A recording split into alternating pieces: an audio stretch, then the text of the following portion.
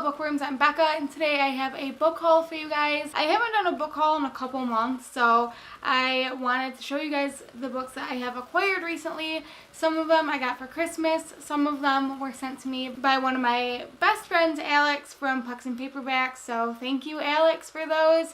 And then some are just ones that I got for myself. I'm actually really excited about all of the books I have, so let's just jump into it. The first three books that I have are middle grade arcs that were sent to me by Alex. He thought that I would like them. I've read one of them already and loved it, so I'm really excited to get to the rest of them. The first one I have to show you guys is called A Galaxy of Sea Stars, and it's by Jean Zulik Ferrulo. The first book I have to share with you guys is called A Galaxy of Sea Stars, and it's by Jean Zulik Ferrulo. This is about an 11-year-old girl named Izzy whose father just returned from his deployment in Afghanistan and brought his former interpreter's family to live in their upstairs apartment. Izzy isn't quite sure what to make of their 11-year-old daughter named Satara, but as Izzy gets to know Satara a little bit better, she realizes that she's brave and she's not afraid to use her voice to stand up for what she believes in. So now Izzy needs to make a choice. She can either stay in her comfort zone and risk betraying her new friend, or she can speak up and risk losing the friend group that she's had for her entire life. So it sounds like she's going to have a lot of tough choices. I love a middle grade that tackles the hard issues, and I cannot wait to read this one. The next one I have is What Stars Are Made Of, and this one is by Sarah Allen, and this one will follow a 12-year-old girl named Libby who is really great at science. She's a good friend, good student, but she has Turner syndrome, which makes her life a little bit more difficult. When Libby's sister Nani tells the family that she's pregnant, Libby is worried because she knows that sometimes babies aren't born healthy. So Libby decides to enter a science contest in hopes of winning and being able to give the prize money to her sister Nani and her husband for the baby. So that just sounds really sweet. I love a book that has to do with stars and astrology, and this one seems like it's going to be really heartwarming, and it comes out in March. And the last one that Alex sent me is called Snapdragon. This one is by Kate Lee. In Snap's town, there's a witch, or at least that's what the rumors say. But really, Jax is just an internet-savvy old lady who sells roadkill skeletons to people on the internet, which is kind of creepy. But Snap thinks that it's pretty cool too. So when Snap needs a favor from the old woman, she ends up helping her with her work, and they grow closer, and Snap realizes that this woman might have real magic after all, and also an unlikely connection to Snap's family past. I already read this one. If I didn't mention it before, it's a graphic novel. A middle grade graphic novel. It comes out in February. I gave it 5 out of 5 stars. It has amazing representation. It has trans representation, non-binary representation. It's just really good, you guys, and I just cannot wait for you guys to pick it up, because you should. Everyone should read this one. So next I picked up Famous in a Small Town by Emma Mills. Alex was absolutely raving about this book. Famous in a Small Town is about a girl named Sophie who lives in a small town that is trying to get a country star that is from their small town to come back and play at their fall festival for like a band fundraiser. But it's about so much more than that. This book is like Gilmore Girls, the season that Jess comes back. It's amazing. And if you like the book Dress Codes for Small Towns, you would love this one. I gave it 5 stars. Emma Mills is quickly becoming one of my favorite authors of the year, so of course I needed to pick up her other books. So I grabbed Foolish Hearts, also by Emma Mills, of course. So this one has to do with theater, and it's about a girl named Claudia who eavesdrops on a really epic breakup and then finds herself in a class production with one of the girls that was in the breakup. So that sounds really interesting. I love theater. This cover is one of my favorite covers that I have on my shelf. I grabbed another book by Emma Mills, This Adventure Ends. Basically, I grabbed all of Emma Mills' books.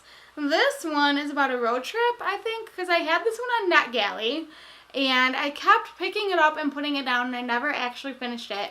But I love this cover so much. This one follows a girl named Sloane who just moved from New York to Florida and ends up befriending Vera, who is really into social media, and her twin brother Gabe. And they go on this epic adventure when a painting that Vera and Gabe's mother made goes missing. So they go on this huge epic adventure road trip to track down this painting.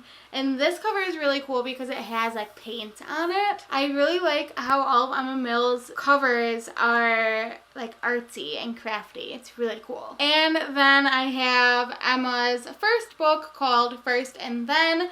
This is about a girl named Devin who's really content with her life until her cousin Foster comes to live with them. And it says that it is about falling in love with the unexpected boy, with a new brother, and with yourself. So if it's anything like Famous in a Small Town, which I know it's not the best to start with the newest and work backwards, but I just needed all of Emma Mills' books, so that's what I did. And of course, what I did is go online on Thrift Books and buy all those books. So Josh was not very thrilled when it was Christmas and I opened up this gift. So Josh actually got me Famous in a Small Town and Foolish Hearts because I was going on and on and on about wanting to read Famous in a Small Town. So he found them for me at our indie bookstore. So now I just have doubles of these two books, but that's okay. I don't mind because, like I said, I love these covers, and so I'm really not mad about it. Next, I have Pretend She's Still Here by Luann Rice. I actually found this book at the Scholastic Warehouse by me. I went to go find some books for my classroom with other teachers in my building and left with 2 books for myself because I have no control whatsoever. And this is from my anticipated releases list, so I'm really excited to have it. It is about a girl named Emily who is still grieving the death of her best friend Lizzie, and now Lizzie's parents are back to visit the town that they live in, and it sounds like things are kind of going to go off the rail. The description is very vague, but I feel like Lizzie's parents did something crazy. I don't know what else to say about that. I think that means it might be like a YA thriller, but we'll see. We will see. Another one that I got at the Scholastic Warehouse is Forget Me Not. This one is by Ellie Terry. This is a middle grade book about a girl named Calliope who has Tourette syndrome, and she is moving with her mother to a new school, so she's really nervous about making new friends, and she makes friends with her neighbor, but then her mom gets in a new relationship and they might have to move again. So it sounds like it's going to be really good. The cover is what drew me in. So pretty. I've never read a book about a character with Tourette syndrome, so that will be a new experience for me, and this is Ellie Terry's debut novel, so that's exciting too. Switching gears a little bit, this is a book that I got in October and still haven't picked up. It is Imaginary Friend by Stephen Chbosky. Stephen Chbosky is the author of I almost said A Quiet Kind of Thunder. Oh my goodness sake.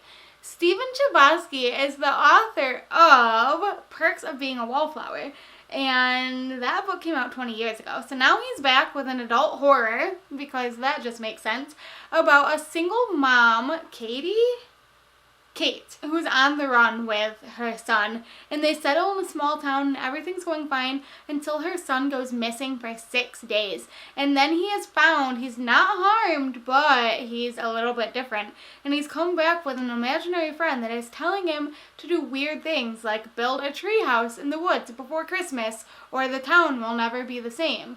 So that's going to be interesting. This is a massive book, so I'm not quite sure when I will get around to reading it, but I have it. I also picked up Little Women by Louisa May Alcott. I don't read classics at all. I just was going to see Frozen and saw a trailer for the new movie that came out on Christmas, I believe, and wanted to read the book before Christmas. That didn't happen, but I still have this book. I'm a couple pages in and I'm not hating it, so I guess that's kind of progress. I don't know anything that it's about except like 4 sisters, and it's a classic American feminist novel.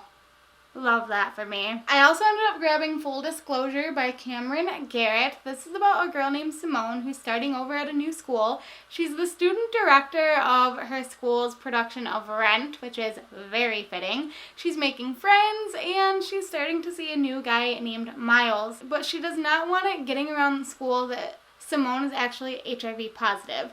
But when she starts being serious with Miles, she knows that she has to tell him that she's positive, and that terrifies her. And then she gets an anonymous note in her locker threatening to expose her to the school unless she breaks up with Miles. So it seems like it's going to be all about navigating dating while being HIV positive and the secret that she has. I love the fact that she's the student director for Rent. That's just amazing to me. I love that. It's a topic that I'm very interested in, and I know that I'll end up learning a lot from this book. And it's blurbed by Angie Thomas. That's so lovely. I grabbed Tilly Walden's new book, Are You Listening? This one is a YA graphic novel about Bee, who's on the run, and they end up going on a journey across West Texas that gets more and more bizarre as it goes on. This book also has to do with sexual assault. Tilly Walden's books always tackle some deep issue, and she does it in the most beautiful way. I love Tilly Walden so much. She's one of my favorite authors. I have all of her books, and I cannot wait to read this one. Josh also got me A Little Life by Hanya Yanagihara. This book is completely outside of my comfort zone. It's an adult fiction book about 4 friends living in New York in search of fame and fortune, and it follows their relationships and how their relationships grow and change over their life.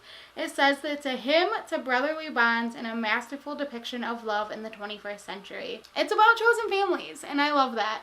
But I know that this book absolutely ruins people. I saw Kat's vlog of her vlogging reading this book because it's her sister's favorite book, and she was wrecked by the end. And I saw that and said, sign me up. So I'm going to give it a try. I was telling Alex that the only thing I'm worried about is that it's going to wreck me emotionally so hard that it's going to put me in a reading slump.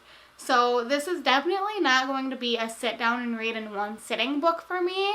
I'm probably going to read it over the course of the year. Or maybe over the summer. I mean, nothing says fun summer read more than A Little Life by Hanya Yanagihara. Am I right? I also grabbed this book. It is called The Last True Poets of the Sea. It's by Julia Drake.